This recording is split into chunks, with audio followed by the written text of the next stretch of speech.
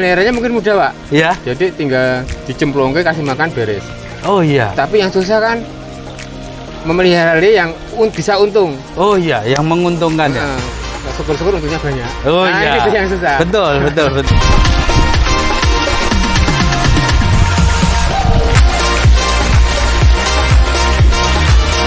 Ini masih kosong. Ini sudah penuh. Salam warga Taniling TV. Saat ini saya berada di Omah Lele Jogja, tepatnya di Kabupaten Bantul. Kali ini kita akan ngobrol banyak dengan owner dari Omah Lele Jogja. Kita akan belajar banyak tentang budidaya lele, seluk-beluknya, keuntungannya seperti apa, analisa usahanya. Terus ikuti video ini sampai selesai. Jangan lupa untuk like, komen, dan subscribe di channel Taniling TV.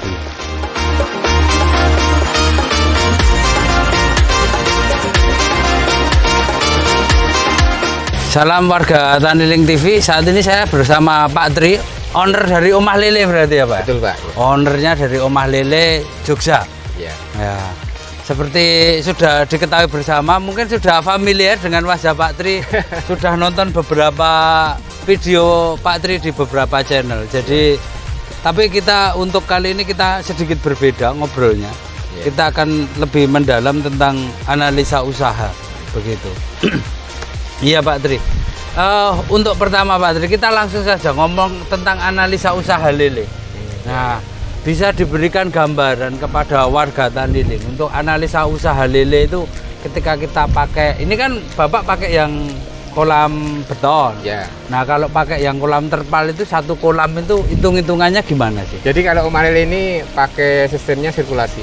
Pakai sirkulasi. Sirkulasi itu artinya air itu mengalir terus seperti di belakang saya ini ada air ngocor terus 24 jam. Dimana nanti air yang kotor akan otomatis keluar sendiri. Jadi menjaga kualitas air tetap terjaga. Itu menjamin ikan lele itu tidak mudah kena penyakit dan cepat besar. Cepat besar ya. Jadi kita untuk kepadatannya bisa padat tebar. Yang saat ini kita lakukan per meter kubiknya itu bisa 400 sampai 800 ekor per meter kubik air. Per meter kubik. Jadi kalau untuk kolam D3 yang bulat itu bisa diisi 2000 sampai 5000 ekor. 2000 sampai 5000 ekor. Jadi nanti dari tergantung dari keahlian si pembudidaya dulu.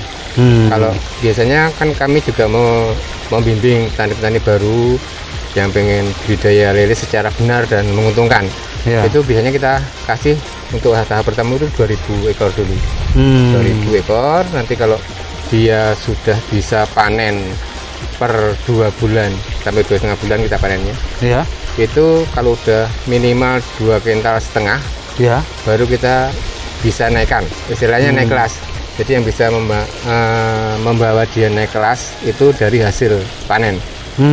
Jadi dengan 2000 ekor, kalau bisa panen minimal 2,5 kintal, baru nanti kita tambah bisa 2500, kita tambah lagi 3000, seterusnya sampai bisa 5.000. Kalau maksimal ekor. Untuk ukuran kolam D3 itu bisa kapasitas berapa? Populasi berapa? 5.000. Oh 5.000? Ya, 5.000 maksimal bisa 5.000? Ya. Berarti kalau 5.000 itu optimalnya dipanen di berapa itu? 5.000 itu sekitar 2,5 bulan sampai 3 bulan. Enggak berat panennya? Kita per seribunya itu membutuhkan pakan 4 sak, 30 kilo. Kan jadi kebutuhan pakan per seribunya itu 120 kg. 120 kita bisa panennya rata-rata 130 kg. 130 kg untuk ikannya. Oh, jadi lebih tinggi dari pakan? Lebih tinggi. Karena sistem kita agak-agak beda mungkin ya. Di Omah Lele itu pemilihan bibit juga sangat selektif, tidak semua bibit bisa masuk ke sini. Jadi harus melalui beberapa uji coba yang kita lakukan bertahun-tahun. Jadi bisa dipastikan kalau benih lele yang kita pakai itu bibit unggul. Jadi kalau dari ukur 57 itu biasanya 2 bulan sudah panen. Oh, 2 bulan panen. 2 bulan panen. 2 bulan panen itu per 1000 ekor. Itu per 1.000 ekor diberikan pakan 3 sak per saknya kan 40 kilo. 30. Oh 30 kilo. Berarti 4 sak.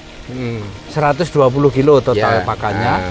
Itu menghasilkan 130 kilo. 130 kilo daging ikan. Iya, daging ikan. Itu kita ambil rata-rata ya. Kadang-kadang ada yang lebih juga. Ada yang kurang juga. Jadi minimal itu 125 kilo lah. Nanti kita bisa naik kelas. Itu minimal. Jadi per 1.000. Per 1.000-nya. Oh, boleh tahu Pak di harga Pak? Harga kalau dengan saat asumsi ini seperti itu? Saat ini harga untuk ukuran konsumsinya 17.000 per kilo. 17.000 di kolam ya. Artinya nanti pembeli ke kolam. Jadi harga di kolam itu 17.000 kilo. Itu yang untuk ukuran konsumsi. Ya. Konsumsi di sini isi 5 sampai 10 per kilonya. Per kilo 5 sampai 10 ekor.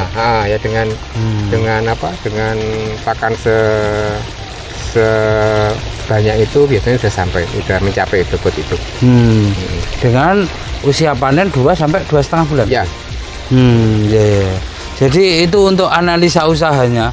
Jadi bagi warga Taniling yang tertarik nanti bisa kontak. Untuk kolam nanti disediakan juga Pak? Bisa juga. Kolam, bibit, kemudian panduan budidaya. Ya sampai bisa. Sampai panen nanti. Bisa kita dibimbing. Jadi nanti kalau misalkan nggak bisa jual pun kita bisa ikut menjualkan dengan harga 17.000. Wah ini jadi. Tapi kalau misalkan bisa menjual lebih dari 17.000 ya monggo silahkan. Jadi istilahnya kita tidak menghalang-halangi, kita malah support. Ya. Kalau bisa kita ikutan jual ke sana. Oh iya. Kalau di bawah 17.000 mending dijual. Mending tak ambil aja. Mending dijual ke Pak Tri begitu ya. Wah ini menarik. Jadi kalau untuk budidaya lele itu sendiri selama 2 bulan sampai 2,5 bulan itu kira-kira kendala apa sih atau masalah apa yang biasa sering dihadapi itu? Kalau untuk petani pemula biasanya mereka kurang ilmunya ya. Iya. Jadi mereka belum paham, dikira memelihara lele itu mudah. Wah, ternyata tidak mudah. Ya. Kalau memeliharanya mungkin mudah, Pak. Iya. Jadi tinggal dicemplungke, kasih makan beres.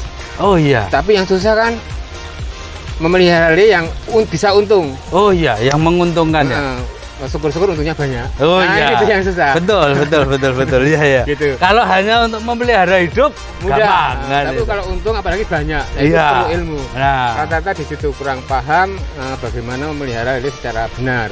Iya. Artinya yang bisa menguntungkan budidaya. Iya. Untungnya setinggi-tingginya. Jadi di sini kelemahan pertama tuh biasanya di masalah benih. Ya. Rata-rata orang memelihara lele asal dapat benih. Yang penting lele cegurnya sudah. Nah itu yang salah menurut saya.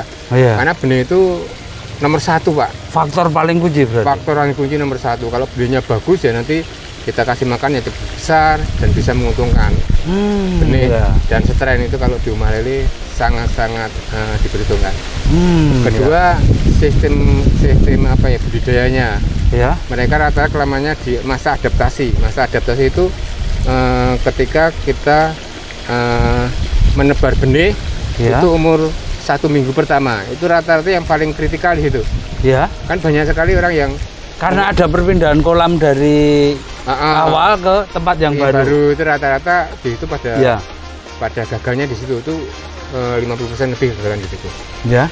Jadi di situ mereka belum tahu caranya memperlakukan si lele itu supaya nggak stres sampai dengan 1 minggu. Nah itu ada tekniknya tersendiri. Kalau di omah lele semua secara alami, kita nggak pakai obat-obatan, kita nggak pakai segala macam itu dan macam ini kita nggak pakai. Diapain itu Pak? Kalau sedikit saja nggak apa-apa. Kita sederhana aja, cuman kita siapkan kolamnya, kita isi air, kita diamkan selama 1 minggu. Selama 1 minggu nanti setelah ada jentik-jentik nyamuk biasanya ada, tapi ya nggak selalu. Itu nanti berarti udah siap tebar kolam itu. Jadi kita kalau main di ikan nggak boleh istilahnya buru-buru, nggak boleh kesusu. Jadi harus ada tahapannya yang kita lewati. Nah, nanti kalau udah 1 minggu baru kita tebar benih yang bagus tentunya ya. Ya. Nah, nanti juga ada treatment ngasih pakannya, ada triknya sendiri. Ya. Nah, di situ kita nggak boleh langsung sekarang kita tebar. Ya. Nanti sore kita kasih makan nggak boleh, itu pantangan. Wow. Jadi harus berapa lama nunggunya? Itu 24 jam, Pak. Kalau hari ini kita tebar, Ya. kita ngasih makannya paling cepat besok sore. Oh, paling cepat besok sore. Dan itu pun porsinya cuman 2,5% dibagi 2. 2,5% dari bobot ikan. Oh, Kalau ya. bobot ikan benih itu katakanlah 10 kilo, Ya. nah itu cuma 2,5%-nya. Sekitar Ya. 2,5. 2,5 itu dibagi 2. Sore nanti sama pagi. Nah itu selama 3 hari masih seperti itu. Nanti masuk hari keempat udah kita pakai sistem 5%. Nah biasanya dari situ mereka yang tidak tahu atau tidak peduli, saya nggak ngerti juga. Oh, Tapi dampaknya apa sih kalau kebanyakan? rata-rata langsung si ikan itu mengelupas ininya kulitnya itu. Ya. Ada yang bilang itu kena moncong putih. Ya. Kulitnya pada berkupas itu, ada yang bilang kena aeromonas dan macam-macam lah orang menilai itu. Ya. Tapi kalau saya menilai itu dari gagal adaptasi. Oh, gagal adaptasi. Gagal adaptasi. Oh iya. Ya. Nah, kalau masalah air itu didiamkan itu buat apa sih? Yaitu kalau kita kan pakai air sumur, Pak, kita. Ya. Kita tidak berani pakai air sungai. Ya. Karena lebih steril kalau air sumur itu. Betul. Nah, itu kita untuk memberi kesempatan gas-gas yang terlarut dalam air waktu di dalam sumur itu bisa lepas. Di dalam lepas dengan sinar matahari yang cukup, nanti dia terurai. Nah itu nanti kan di situ gas-gas yang ada dalam air disolvate gas-gas itu bisa terurai semua, bisa lepas. Tinggal nanti tinggal oksigennya aja, jadi aman. Jadi aman. Jadi yang nyamannya racun itu udah bisa menguap karena matahari. Oh, jadi penyebab stresnya memang kandungan udara yang tidak dibutuhkan oleh ikan itu masih banyak. Iya, masih. Kemudian pakan berlebihan di usia 1 minggu itu. Selanjutnya pemberian pakan. Nah itu kan kalau 1 minggu awal. Nah setelah itu untuk proses sampai selanjutnya di pemeliharaan umum, kesalahan-kesalahannya apa biasanya, Pak? Kalau kita SOP kita pakai 5% dari bobot ikan. Setiap hari? Setiap hari 5%. Jadi nanti per 3 hari sekali kita sampling. Oh, di sampling? Jadi misalkan nyampling itu caranya gini. Kita serok ikan. Ya. Sebelum dikasih makan ya. Ya. Kita serok ikan, katakanlah kita dapat 100 ekor. Ya. Kita timbang. Ya. Kita timbang katakanlah bobotnya 1 kilo. Ya. Nah, di dalam kolam itu katakannya ada populasi 2000 ya. 2000 ekor. Ya. Kan berarti dibagi bobotnya sekitar 20 kilo. Ya. Nah, nanti 5% dari 20 kilo itu jatah makannya untuk 1 hari. Jadi kalau 2 kali ya kita bagi 2, kalau 3 kali ya kita bagi 3.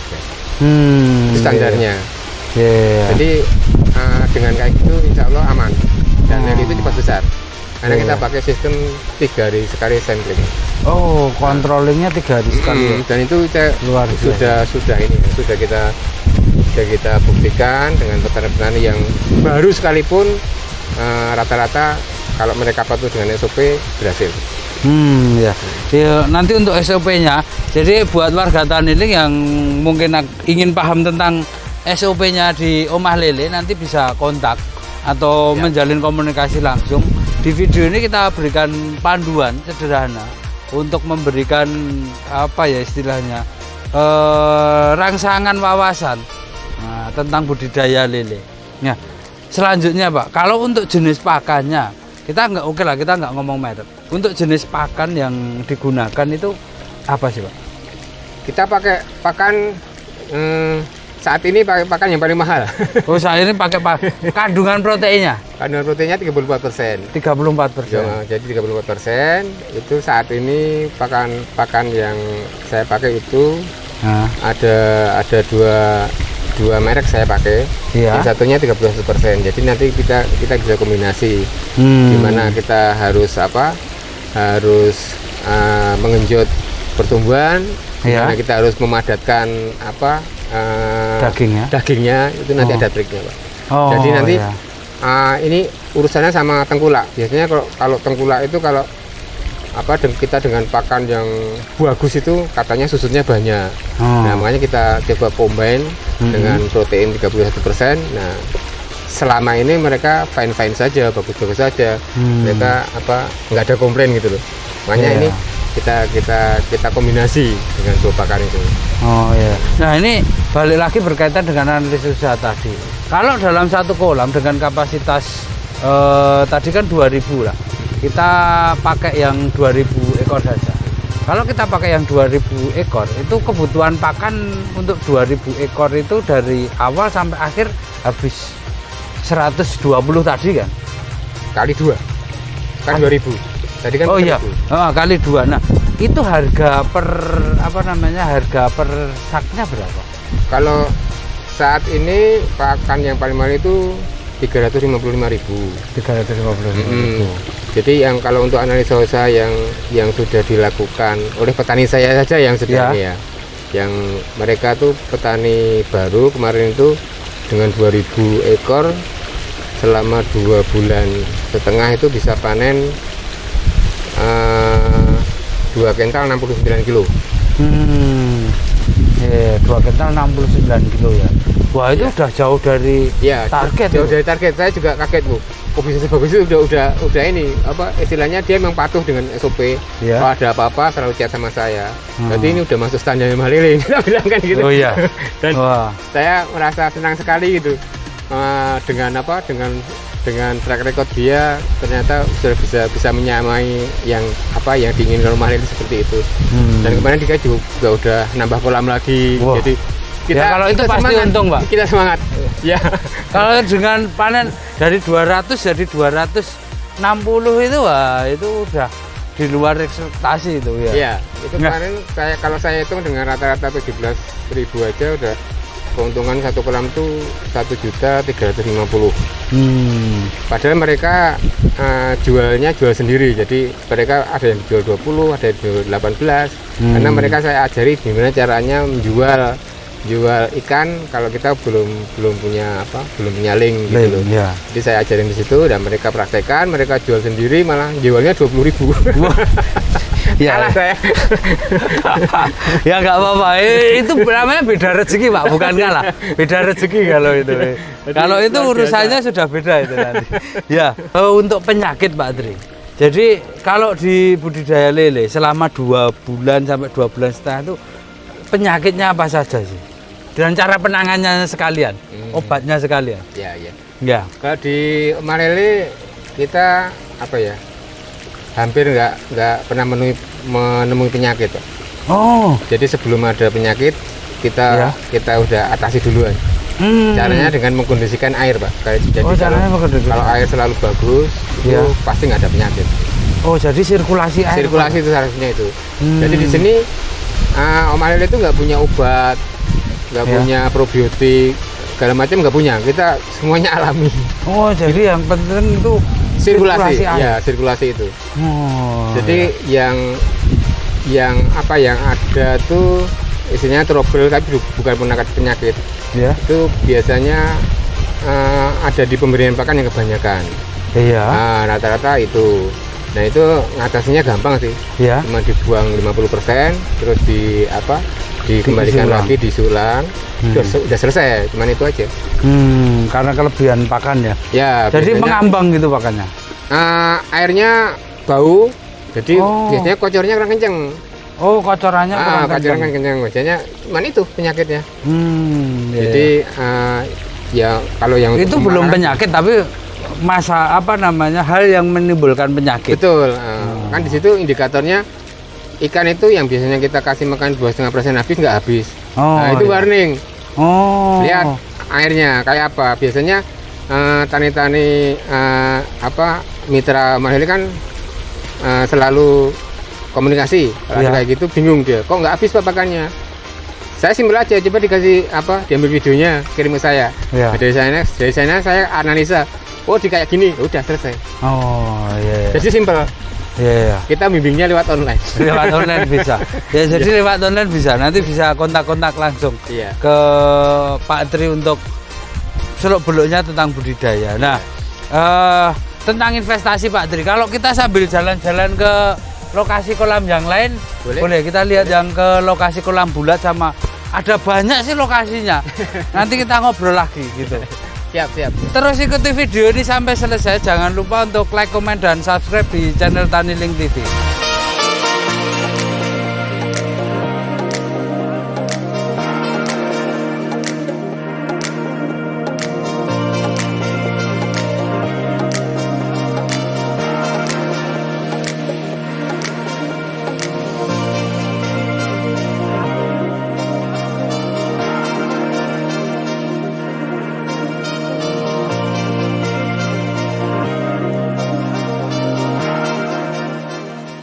Ini ada 27.000 Pak. 27.000 ini? Ya. Kalau kapasitas maksimumnya bisa 50.000. Wah. Yang saat ini 27.000. Ini seminggu lagi bisa dipanen. Ini panennya seminggu lagi? Iya. Bentuknya menyenangkan kan Pak? Menyenangkan sekali ini. Obat stres Pak. Obat stres, bener ini. Obat stres. Iya. Kalau gini saya jadi berminat lagi untuk makan lele. Siap. Iya. Oke, ya. Ya, kita lanjutkan nih Pak Tri. Ya. Ini kan kolam terpal. Ya. Nah, kalau untuk kolam terpal ini sendiri hitung-hitungan biayanya bagaimana? Jadi kalau kita biasa jual paketan Pak. Iya. Jadi satu paket itu harganya 5.100.000. Iya. Itu terdiri dari kolam terpal D3. Ini D berapa? Ya ini. Oh, D3 itu yang seperti ini. Diameter 3. Terus nanti dapat benihnya 2.000 ekor. Ya. Ukuran 57 sama pakannya 8 sak. Pakannya 8 sak. Nah, itu udah kebutuhan pakan sampai panen. Oh. Nanti di tengah budaya kita bimbing sampai panen. Dan kalau nanti nggak bisa jual hasil panennya, nanti kita ambil hasil panennya. Jadi kita proteksi untuk pasar.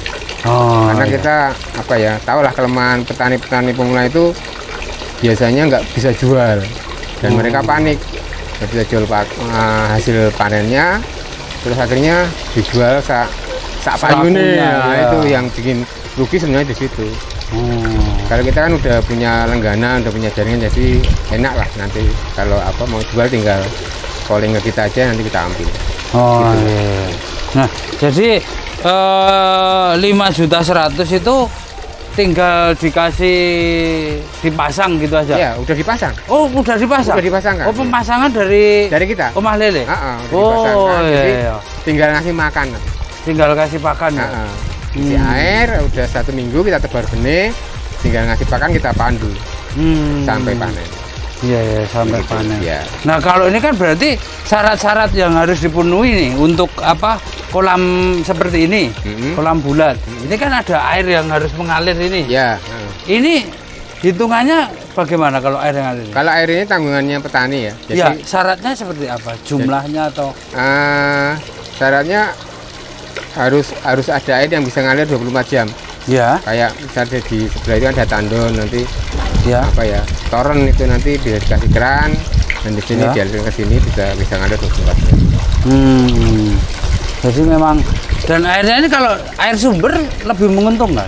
Ya, air sumur kita pompa. Kalau ini kan pakai air sumur dipompa. Ya. Tapi kalau ada air sumber mata air gitu nggak masalah sih? Nggak masalah. Yang penting belum tercemar. Intinya itu. Bukan dari air sungai ya? Ya, kalau air sungai kan nanti tercampur dari limbah pertanian, limbah pertanian. Nah, itu yang istilahnya risikonya tinggi, Pak. Dan saya pernah alami itu, udah mau panen, besok panen, sekarang kena limbah itu mati semua. Pernah saya. Jadi untuk menanggulangi itu kita proteksi aset kita lah. Kita mending berhitung di awal, tapi bisa lebih pasti kan hasilnya daripada kita mau nyari murah tapi hasilnya malah nggak jelas, malah bisa rugi gitu. Iya. Nah, kalau umurnya Pak ini untuk terpalnya kita pakai terpaulin itu umurnya bisa tahan 5 tahun. Bisa tahan 5 tahun. 5 tahun. Kalau kita mau pakai yang yang HDPE itu bisa 10 tahun. Oh, ada yang lebih bagus. Tapi itu lebih mahal sedikit. Nah, kalau HDPE ya nanti kalau untuk kebutuhan yang mau lebih bagus ya bisa kontak langsung ke Pak Tri kan Bisa, begitu. bisa. Nah, untuk yang peralon tengah itu berarti sudah include itu juga. Sudah include. Oh. Front tengah sampai sini sudah include. Oh, ini pembuangan. Pembuangan. Ini Oh. kontrol level. Kontrol level di Oh. sini. Kalau ini berarti dibuangnya nanti ke saluran air biasa. Ya, langsung ke drainase sana, ke kali biasanya. Ke sungai ya. Nah, ke sungai. Wah, ini berarti bagus dong. Campur kotoran Ya, ikan. ini kalau mau idealnya buat hidroponik. Oh iya. Iya, buat makanya. hidroponik udah bisa menghemat pupuk. Oh iya. Nggak Ya. usah dikasih pupuk udah bagus. Harusnya gitu ya. Ini Ya. ke sana buat hidroponik. Ya memang kita belum bisa mengolah limbahnya ya. Yang sebagian orang itu merupakan aset, kita belum bisa mengolah, sayang sekali ya. Iya. Karena ini ngurus ini sudah Ya, segini kita ngurusin banyak. fokus di pembesaran ikannya aja. Oke. Ya. Ya ini untuk pakan sudah, untuk hasil tadi sudah. Ya, ini. Oh iya Pak. Jadi kalau yang dikelola oleh Pak Tri itu untuk total seluruh kolamnya itu berapa dan populasinya berapa? Itu kalau kolamnya 100-an kolam lebih ya. Itu 100 kolam itu termasuk yang bulat yang kotak semuanya. itu? Semuanya. 100-an. Populasinya sekitar 400-an lebih lah. 400-an ribu. 400.000. Lebih dikit. Wah itu kalau panen itu berapa itu Pak? Wah berapa ton itu? 400.000 itu. Kita panen kan tiap hari Pak, jadi nggak tontonan. Oh tiap hari panen? Iya, panen dimakan. Nah, ya kadang-kadang bisa kalau yang kolam besar itu bisa 2 ton, bisa 3 ton yang kurang-kurang besar. Kalau yang Ya. kurang kecil itu paling kan ya 4 kental, 5 Tapi kental. tiap hari panen? Iya. Oh. Ya, kita karena udah ada apa ya, ada ikatan sama Bapul. Iya. Jadi mau nggak mau kita harus sediakan, Pak. Wah ya itu yang luar biasa. Iya, kita harus. Jadi pasarnya dari Pak Tri ini sudah aman kan begitu ya? Insya Allah, Pak. Aman. Iya iya ya. Menarik sekali. Ya. Ya. Kalau yang ruangan itu Ini apa? ini aja deh buat pembenihan. Oh, ini pembenihan? Mau ke sana? Ya kita lihat untuk yang pembenihan Pak. Siap. Iya. Ya.